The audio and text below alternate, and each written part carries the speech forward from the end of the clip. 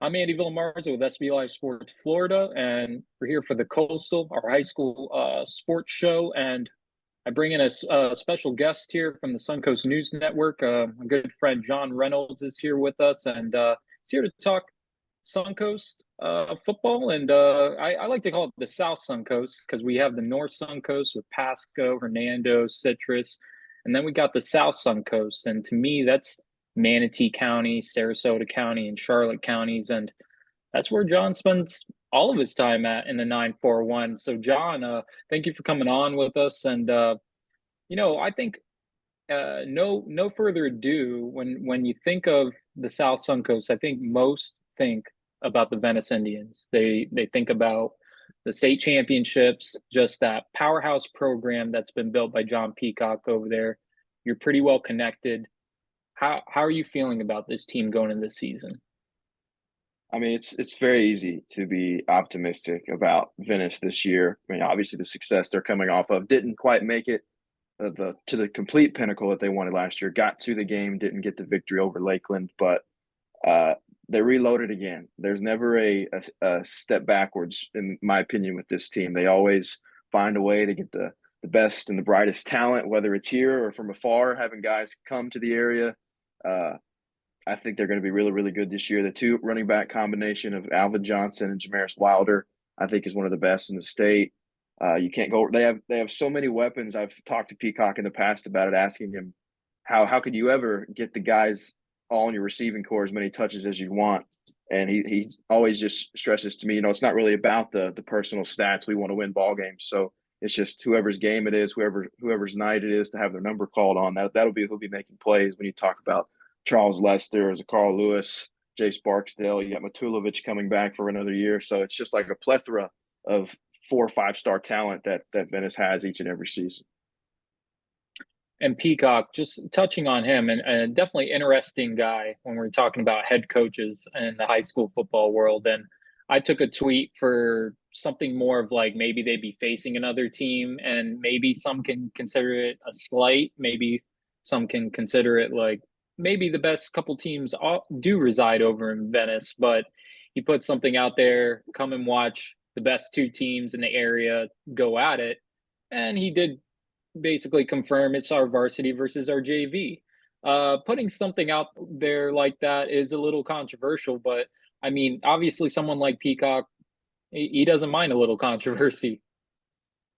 Yeah, he's very methodical. He's very meticulous. Nothing he does doesn't have a purpose. Everything he does is has reasoning. Everything he does is got a thought behind it. Whether it be tweets being put out, stirring up conversation, whether it be with local media, fans, other schools, or just how he runs his program. Obviously, he wants to win, and he has a lot of winners coming to this team from schools far and wide.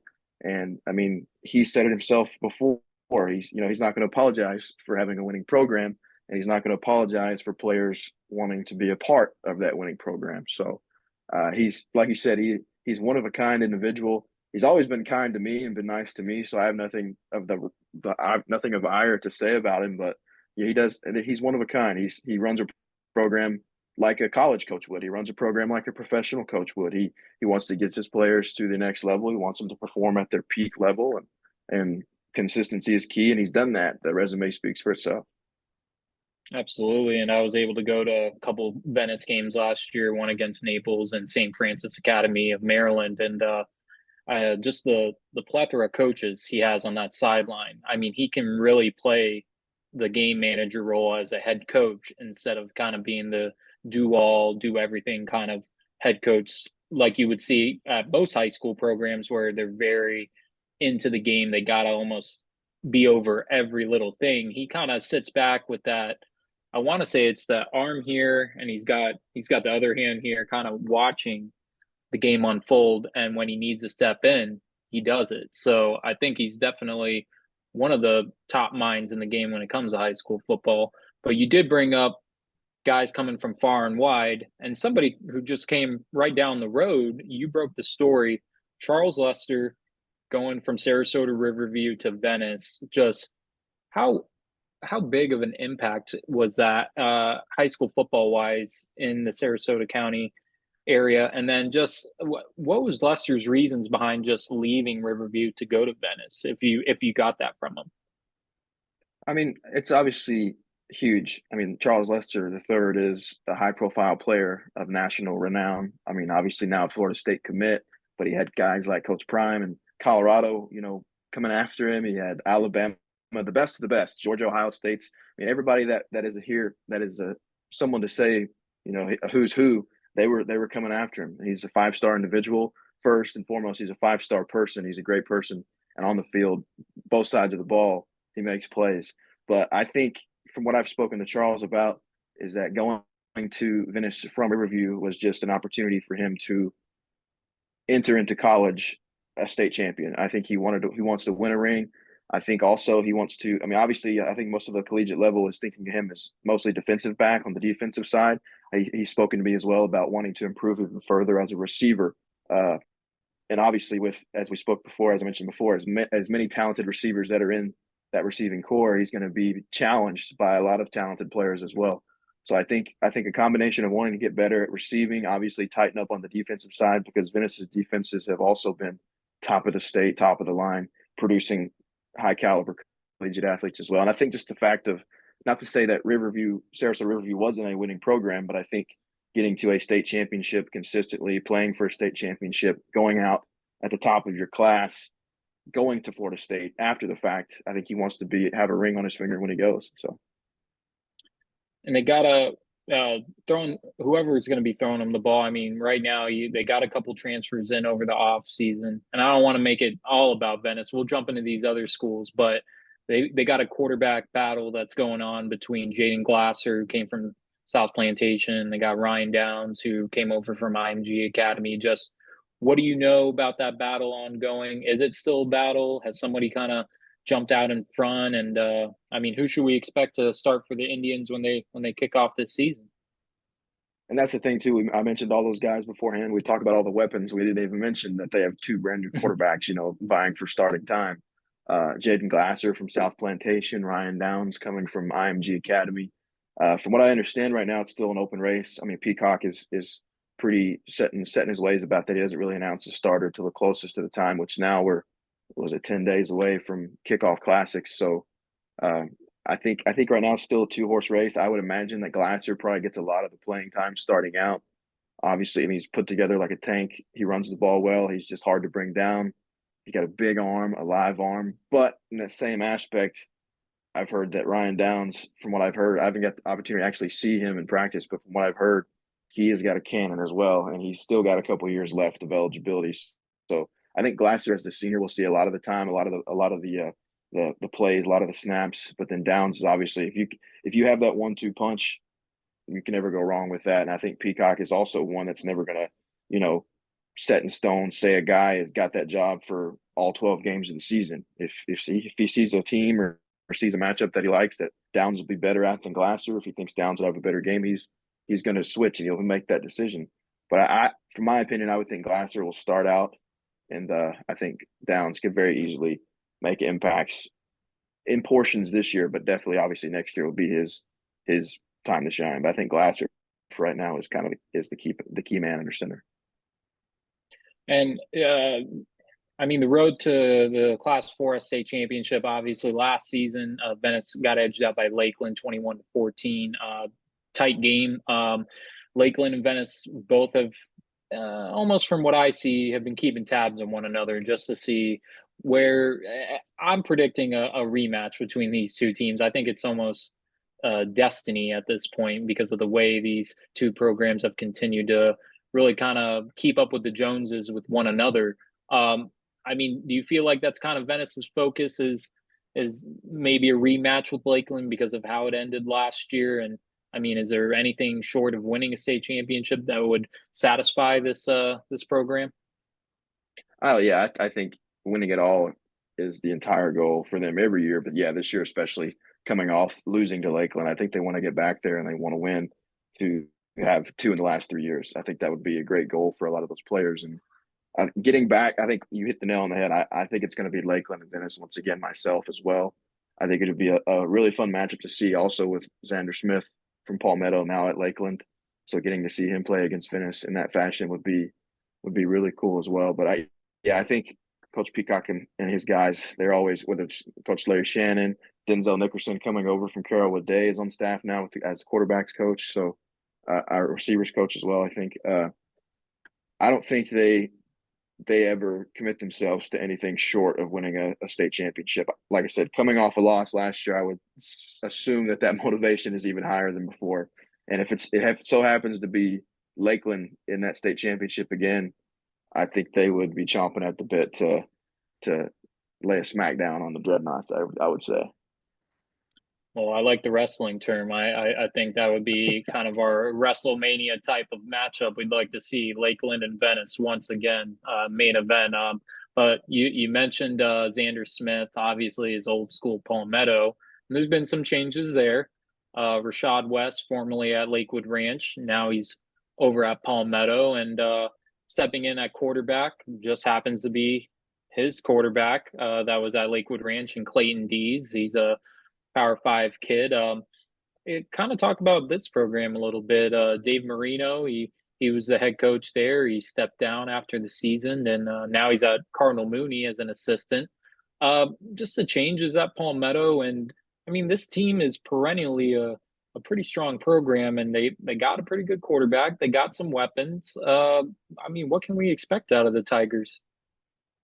You can expect them to throw the ball around a lot. I mean, Rashad West coming from Lakewood Ranch, he liked to do that with Clayton Dees. And I think Dees is one of the most unsung quarterbacks in the area. I think we ought to give him his flowers. He has a lively arm. I saw him make a lot of plays on the ground. He's committed to FIU, so there was also collegiate interest in him as well. And that's a guy that's only been playing high school football. I believe now it's his second or third year. He's mostly been a baseball guy. Oh wow! So I think he's new on the scene for high school football, and he put up great numbers last year. So I think he's going to be putting up more numbers this year at Palmetto. I do want to see what other weapons step up for Rashad West and the Tigers, because they did lose Zamarian Lang, who's at Cardinal Mooney.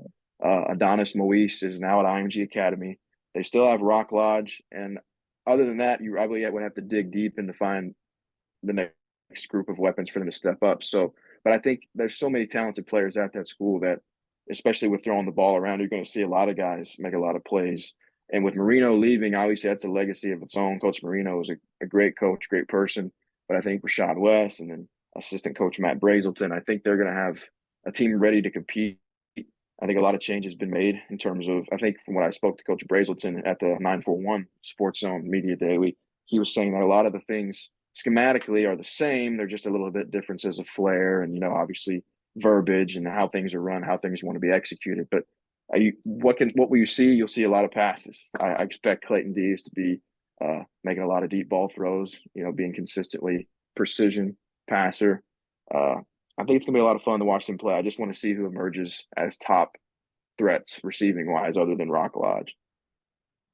Yeah, and it's funny you talked about the array of weapons they had, because I got to see Palmetto in the spring when they played Jesuit, and it was just a back and forth affair. I mean, they were just throwing the ball all over the field, and Palmetto without Clayton Dees was doing that. So I can imagine having them on the field, they're going to do it even a lot more. But to hang with the Jesuit Tigers, to me, definitely says something about where they're at, where West is taking them, and talking to him after the game, he did seem. I mean, when you lose a game, you can only be so upbeat about it. But I think there was a sense of he feels like they're moving in that right direction. And I mean, did you get anything from him about how what he took from that spring game against Jesuit and the positives, just where this Palmetto team is kind of heading direction wise? I mean, I think he takes a lot of positives from it. I mean, still fresh on the scene, still trying to implement certain things. And he's a very soft-spoken guy. He keeps a lot of things close to the vest. But like I mentioned, I think they're going to have a lot of guys step up, a lot of players we may not even know about right now. I mean, they've always had a history of having such athletic athletes that just kind of transition into whatever system. And when you end up spreading it out wide, you have 4 or 5 guys wide, and you have D's at quarterback, I think there's going to be a lot of positives coming out of Palmetto. Will there be struggles? I'm sure. I mean, obviously, when you lose a couple key weapons, and then when you have a coaching change, there's going to be struggles. There's going to be building blocks you're going to want to see I mean, there's going to be a rapport that's going to have to be built between receivers and quarterback. I mean, now obviously it's the time to do that ahead of these camps, all the camps and stuff they're having, all the practices ahead of games. But I think coming up close, just narrowly losing to Jesuit was big for them.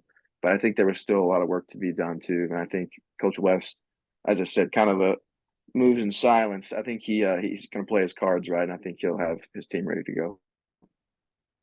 I could feel that after the game. He just kind of would give me subtle hits about little things that he liked. He liked the running game. He liked the passing game, obviously. But Palmetto definitely a team that I thought should be one to watch for in Manatee County. And speaking of Manatee itself, the Hurricanes, they got a new turf field.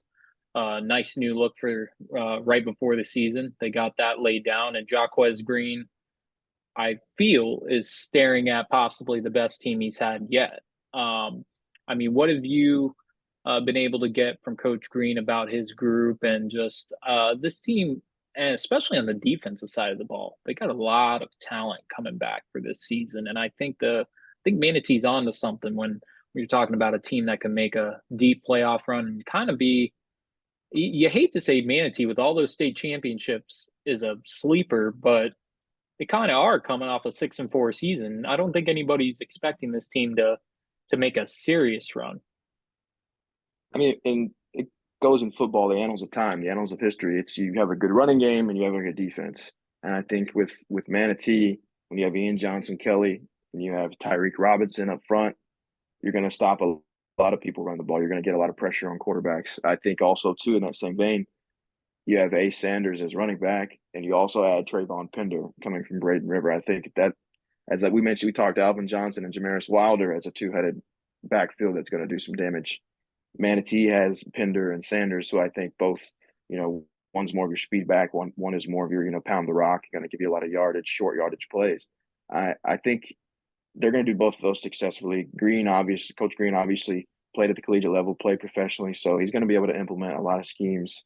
But I think they're going to be a team to reckon with. When you can run the ball and you can stop the run, I think it's hard for anybody to kind of thumbs down anyway, kind of put your nose down to that. So I think they're going to be a tough team. The quarterback situation, I think Andrew Heidel is still at quarterback there. I know Squitieri ended up leaving. I know they kind of did a two quarterback system last year. So I'll be curious to see Heidel get more snaps and see what he's like as well at the quarterback position. But I think Coach Green's got a good squad.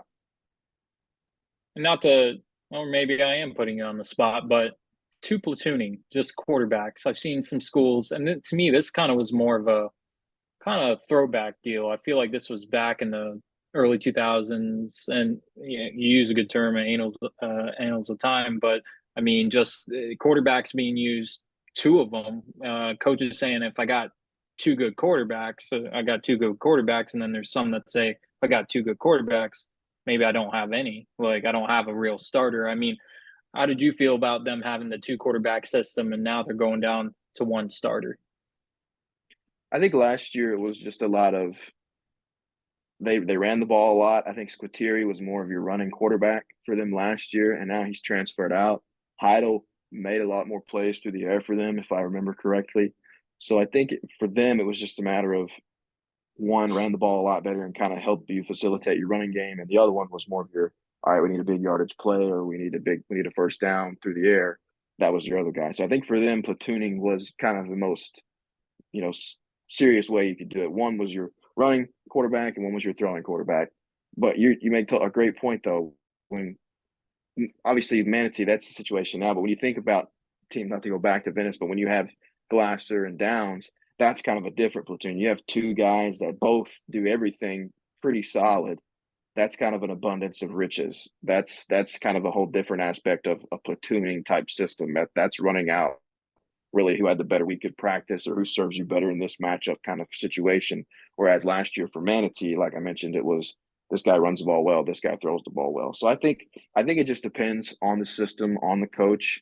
Now, if you have two guys that are just kind of both mediocre quarterbacks and you're trying to figure out who just best suits your team and best suits your scheme, I think that's a whole different situation. That's a situation in Yeah. itself. That's because you have to develop a quarterback also while trying to win games. So that can be very, very tough to develop a quarterback when you have a couple options. But I think it just depends on the system. And I think Heidel now for Manatee will take a big step forward. He's got a lot of weapons around him. And like I said, if if worst comes to worst, he has two good running backs behind him to just hand it off to. So Yeah, and I mean Pender coming from Braden River, and taking a look at Bradley's crew. I mean, this is going to be a different looking team altogether. They had Nick Trier playing quarterback last season. I know he's now over at St. Petersburg Lakewood. Got Pender over at Manatee. I mean, these two guys were, I mean, they were key cogs in the offense last season. They're gone. And talking with Kurt Bradley, just what is he saying about this group? Because obviously they're gonna have some new pieces really step up on offense. And I mean, who will those guys be? that's one of the teams really right now I have a big question mark behind. From speaking with them at Sports Zone, they're really trying to just stay successful because I think last year was 10 years or 9 years that 9 years straight they've made the playoffs. So they've had a consistent run here of being a contending team of sorts. But you hit the nail on the head when you lose a quarterback, when you lose a running back, you look at your personnel and you just kind of got to figure out who you have. And like I mentioned, that's one of those teams that I have a question mark about. Don't know a whole lot about them, but I remember he a couple times in our sit down at the 941 Sports Zone. He brought up this tight end, and I always butcher the kid's last name, but it's like Cody Kotchak or something like that. So I Yeah, mean, it's when you have a tight end that you can always get the ball to when he's a dynamic part of your offense. I think that'll be somebody that they build around. But yeah, that's I do have a big question mark about them. Can they stay consistently successful? Can they continue a streak of playoff appearances? If I had to say right now, I'd say probably not. But I also yeah. don't want to.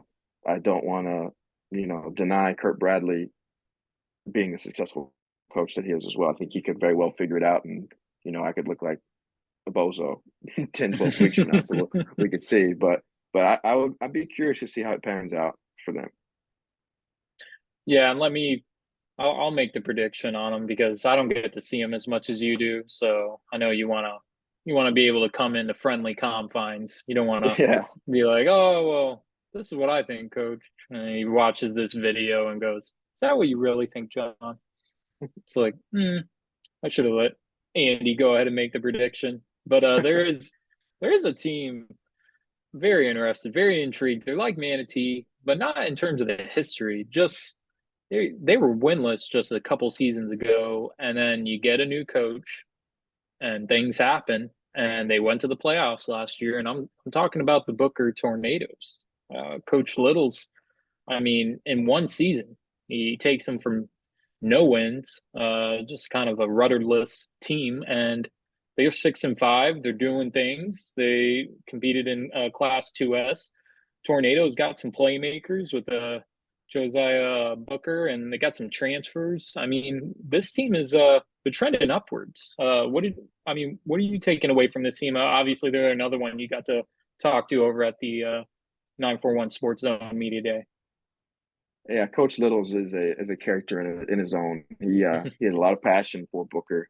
Stole to Dame, obviously, is the whole hashtag and or whatnot. But he loves the school. He obviously, as athletic director as well, he loves the sports department. He loves building up all the just kind of the tradition around Booker, kind of trying to bring it back to its prominence. And that football team, man, as you mentioned, they went from struggling times to he kind of brought some life back into Tornado Alley last year. And guys like Josiah Booker, guys like Ahmad Tuda Hunter, who is the top rusher in terms of yardage last year in this area, talked to him at the media day a week and a half, 2 weeks ago, and he's like, "I want to rush for 2,000 yards." So he's got a lot of hefty goals. The defense has got a lot of playmakers on it as well. They got a couple quarterbacks. Talk about trying to figure out who's going to be your quarterback. You got Alex Diaz coming in from Sarasota, and then you have Noah Obaseki, who I believe was at Sarasota and then transferred to Southeast, and now is at Booker. You got a couple of guys there who are both.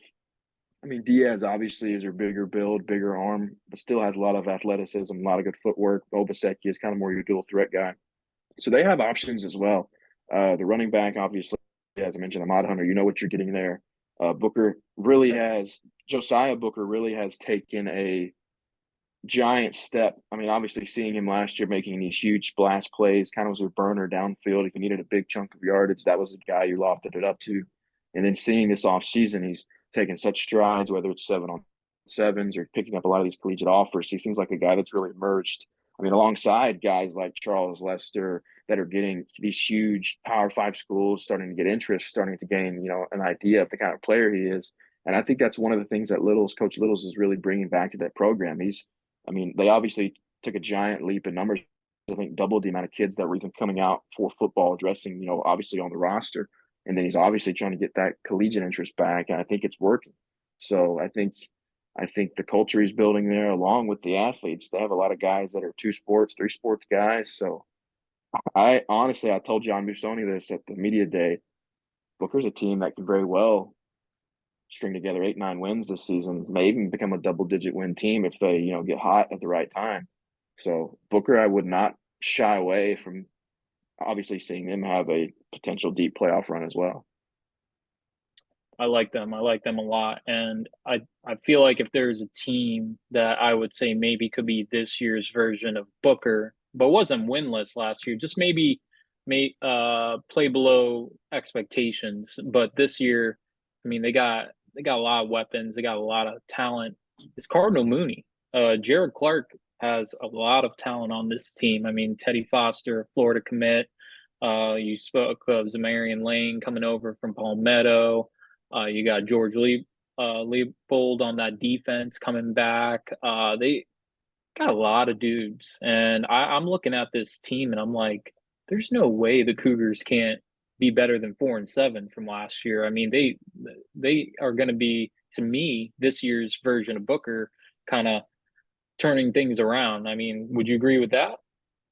Oh, absolutely. Like you said, strictly on paper, you're like, this team should be dominant. I mean, really, you think of guys like Teddy Foster, Chris McCorkle, who's drawing a lot of Power 5 interest as well. You have, as you mentioned, Leibold on the defense, who's getting collegiate offers. You have Carson Beach at running back, who's picked up offers in last year's. He got looks from Tennessee and Tulane, I believe, are looking at him as well. So they got a lot of talent, man. And you bring in Nuka Lang to go alongside Teddy Foster, and then you have the only question. I mean, not really a question. I want to see how Valentino performs, the quarterback. Obviously, Yeah. was at Venice.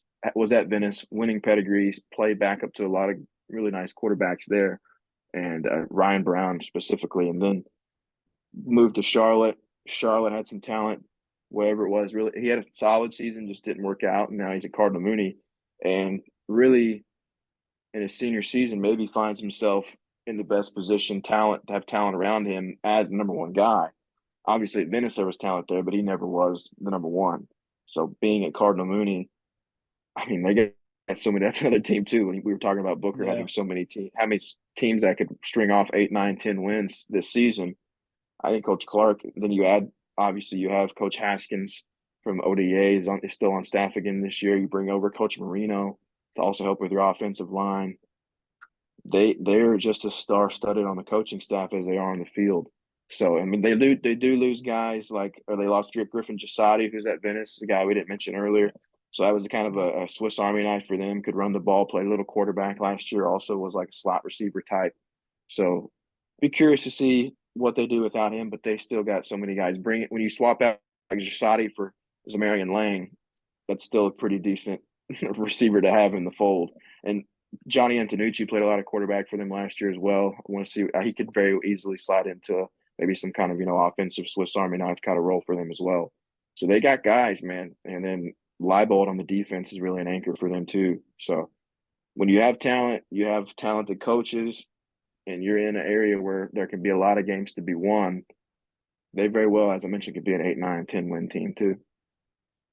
Yeah, I really like what they got coming back, and then what they got, via transfers. They're going to be a team definitely to keep an eye on throughout this 2023 season. A couple more schools here, and I know we're running a little bit on time, but we got so many of these schools here on the South Suncoast. A team that we mentioned earlier, but in regards to Lester, where he came from is Sarasota Riverview, and I know Coach Smithers. His team had kind of a rough start last year. They had some teams on the schedule that I mean, state title contenders, Buchholz and Sanford Seminole, and obviously they have Venice on there. But they were a resilient bunch. Later on in the season, they played well and they got into the playoffs, won a playoff game, uh, a couple playoff games, and they got to region final. Just ended up falling to the giant that is in Venice. But they they got a quarterback battle going on with Anthony Miller, who was at Venice. He played under JV, and then you got Jeremiah Dawson, a transfer from out of state. I don't know too much about him, but I mean the makeup of this team, post Lester. Kind of what do you know about them and the Rams just going into this season? What should we expect? So Dawson actually was with the team last year. Oh, Braxton Thomas is the one that came from out of state, came from Arizona. So okay. that we were talking about platoons, two quarterbacks. They have three guys that they could easily run out there. So that's a Oh whole nother wow. animal, a whole nother beast. With Miller, you have a smaller frame guy who runs the ball well, but also is lighting up these camps, doing like setting camp records with like 80-yard passes, like in terms of just sheer distance. So he's got a big arm and a small frame. And you got Dawson, who kind of captained the offense last year for them, the quarterback position, has a lot of experience under center for Coach Smithers.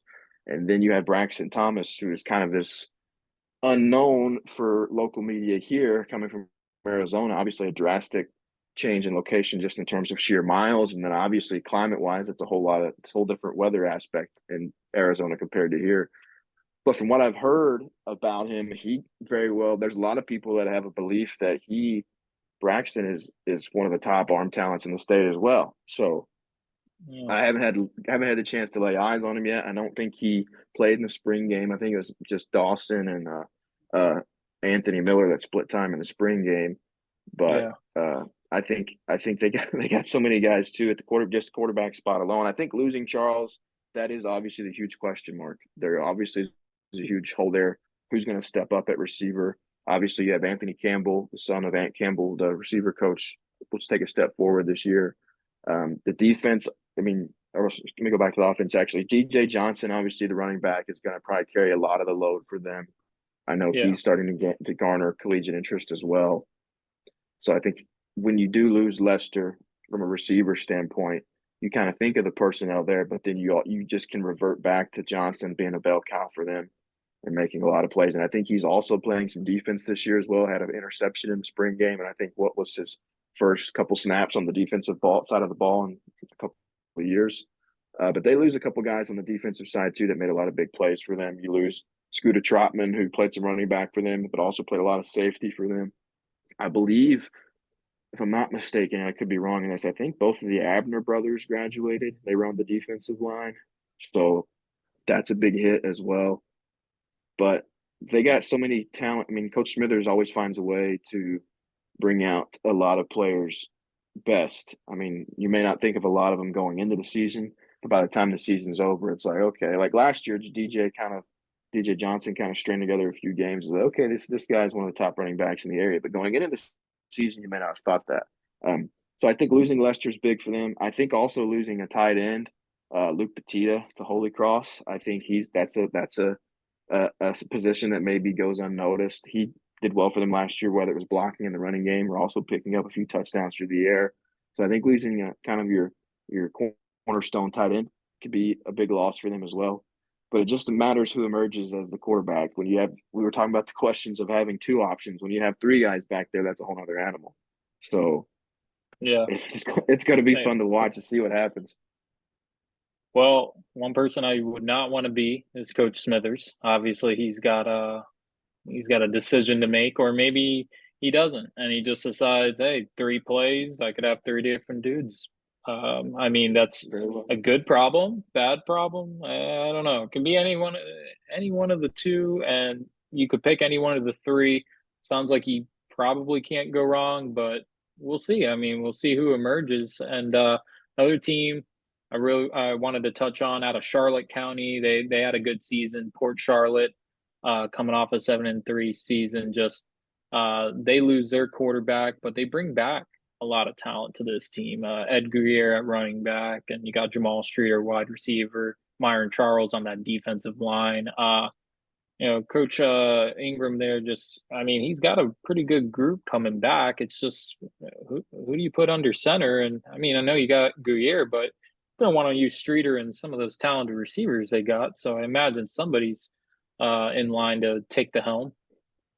Yeah, and I think it's Eli Manley, and Eli Manley was also a backup at Venice at one point. So you see a lot of these guys like Valentino, Anthony Miller, Eli Manley start off with some structure at Venice, but realize maybe the playing time's not going to come when they bring in guys like Glasser, guys like Downsville. So Manley is at Port Charlotte, and I think from speaking with Coach Ingman at the media day for 941 Sports Zone, I think he is kind of the guy for them. I think obviously they're going to rely a lot on Ed in the backfield, Gary in the backfield. Streeter is obviously your go-to guy now. Juju Laguerre graduating. I think the defense, Myron Charles, as you mentioned, I know Coach Ingman was talking to me about how he has been kind of Myron's up until, I guess, this period where he can't really speak with schools. He's been kind of Myron's secretary in a way, kind of answering phone calls, because I know he's, as we mentioned about JoJo Booker kind of emerging as this big star. Myron Charles has kind of exploded on the scene as well as like a huge possible Power 5 talent that's going to emerge extremely well for Port Charlotte. And obviously, I'm sure you've heard it. They went through a lot this offseason, losing a head Yeah. coach or losing an assistant coach, excuse me, and a building block for that team, obviously, to build around is to play in the memory of that coach, Coach Norris. Speaking with Coach Ingman, he's like, we've set PRs in the weight room. We have more attendance than we've ever had before. Guys are locked in to no degree. They're ready to go. But he said he'd be lying to me if he didn't tell me it was a tough couple of weeks losing an assistant coach. So that's something that's tough to go through for anyone of any age. But when you have that many guys on a high school football team at just such a young age dealing with something like that, I think that's going to be a rallying point for them. Though they're going to have a lot of spirit, a lot of motivation for this year. Um, they still got some talent, man. I think Manley is going to take a step in the right direction.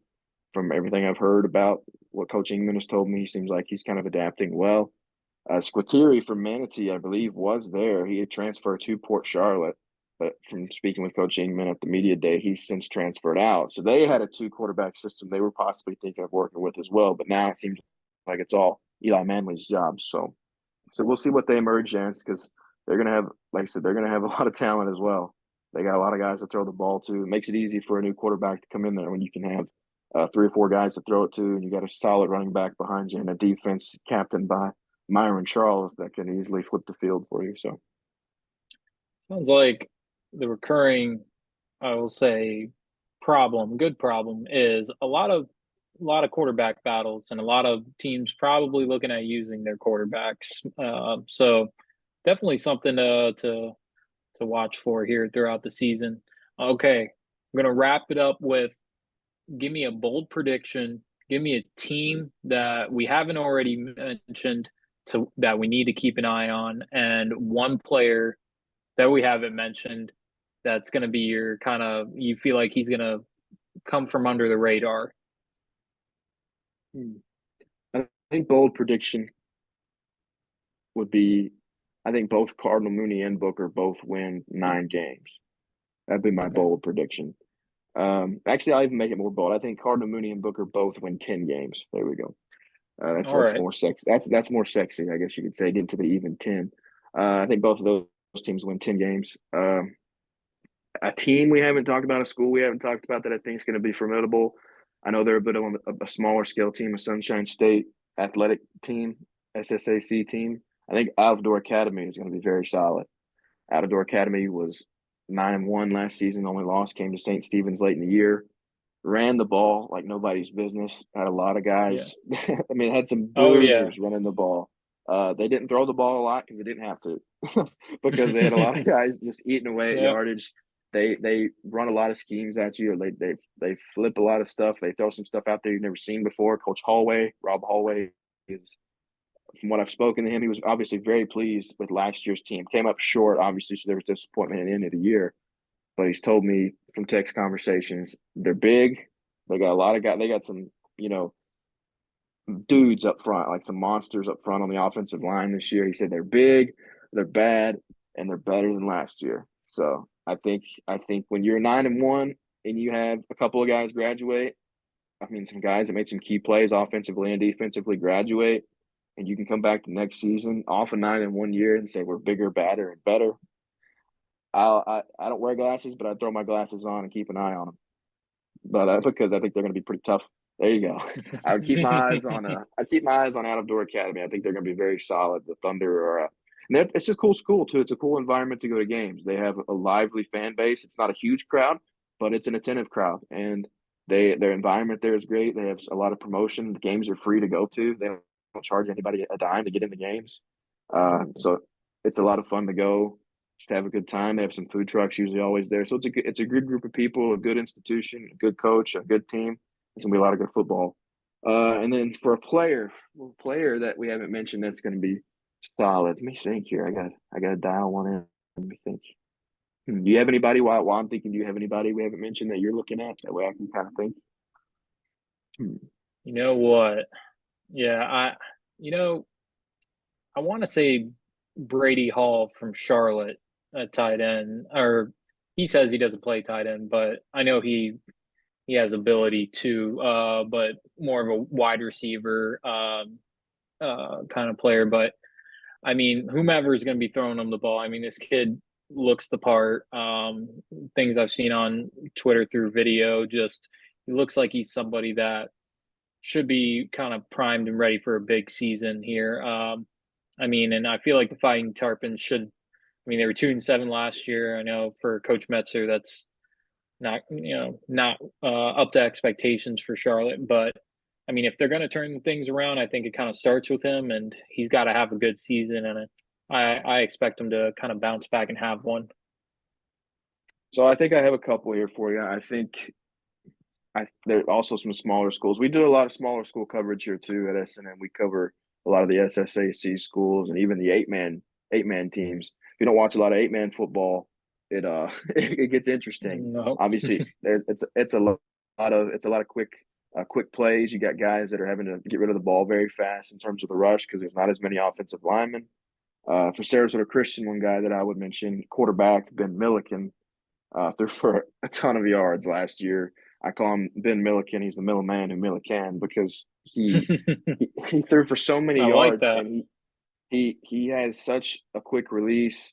And obviously, 8-man is kind of maybe swept under the rug for some people, but he's got the talent that I would think can play at any level in Florida high school football. I think he can play collegiately. He's done a lot of 7-on-7s. He's done a lot of prospect camps this summer.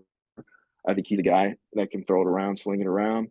I also think that St. Stephen's, also another SSAC team, a team that made a deep run in the playoffs last year, beat an out-of-door academy team that was very good. They had a running back last year by the name of Evan Brown, who is the nephew of his head coach, A.J. Brown. Evan's making the switch to quarterback this year. When they needed a big play, they needed to hand it off to somebody last year. Evan was the guy. He was number 2. And there was always, St. Stephen's number 2, Evan Brown, with the big play, with the touchdown. Seemed like it was always him making the big play. So him switching to quarterback this year, I think would be a lot of fun to watch him.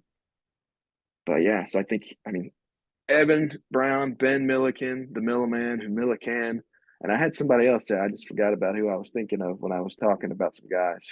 It might come to me before this conversation's up, but those two guys for sure. Smaller school guys that I think are going to make some big plays. So the other guys slipping my mind. I had somebody else. I had 3 for you. I was going to, be fancy, but I guess 2 will have to do.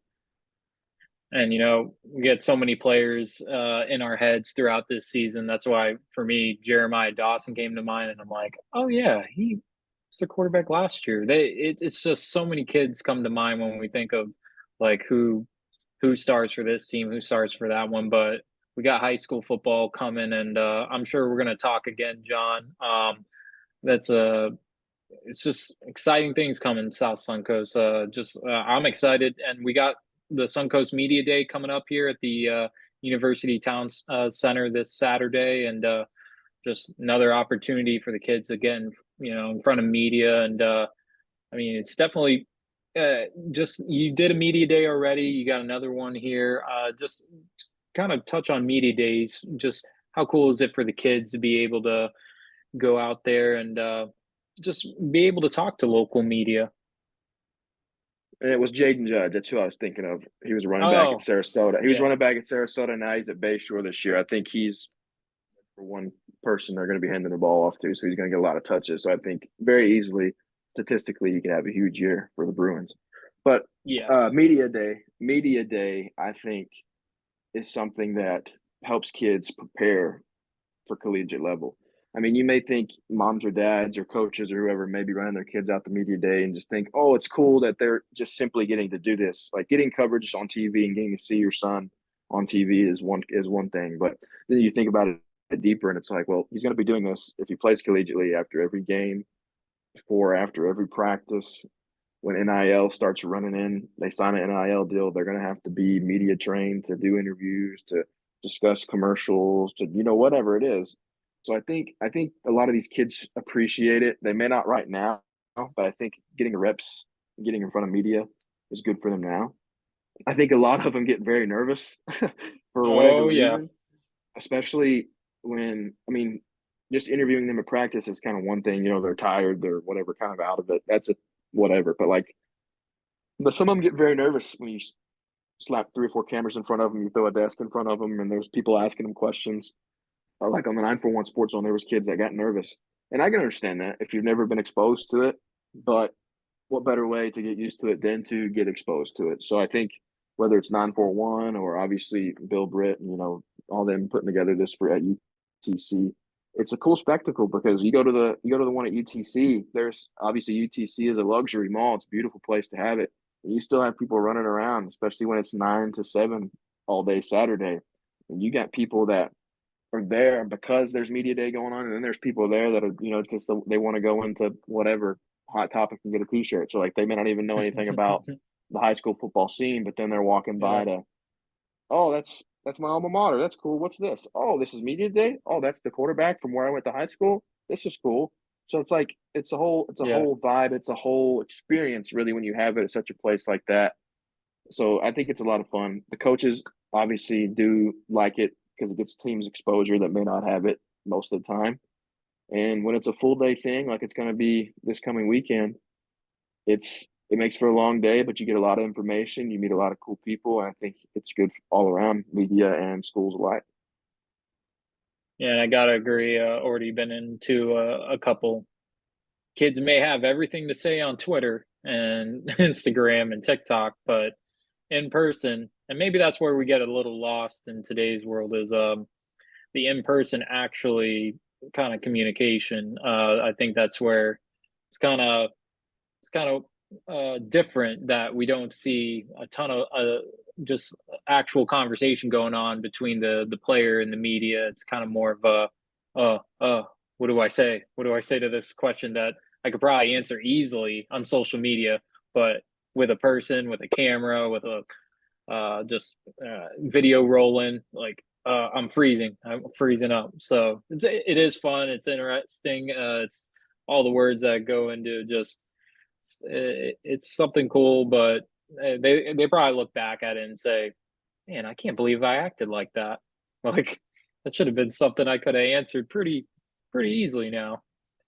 Well, and it's So something too, when like they're probably going into it thinking, "Oh my gosh, what are they going to ask me? How am I going to respond to this question that I don't even know yet because they haven't asked it?" So it's like just respond however you would anything else. Just have a conversation with us, and it makes it much easier.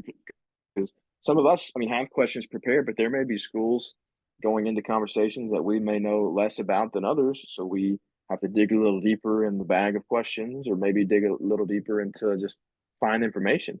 So I think PSA to put this out there. It's all right to be nervous, but just go into it as like a full conversation with us because some of us are just trying to get as much of it out of it as you are. So we want to make you look good. We want to sound good. Everything wants to come across as positive. So I think just come in with an open mind and just have conversations with us and act like you, if it makes it better to act like you're on Instagram or Twitter, get in that headspace. That works too. I like that, and I like that. And you know what? Something I'll mention real quick before we go because we got a media day. JC Carnes with the Orlando Sentinel, and I guess it is different. It kind of does show our the day and age we're in. They did a media day over in the Orlando area.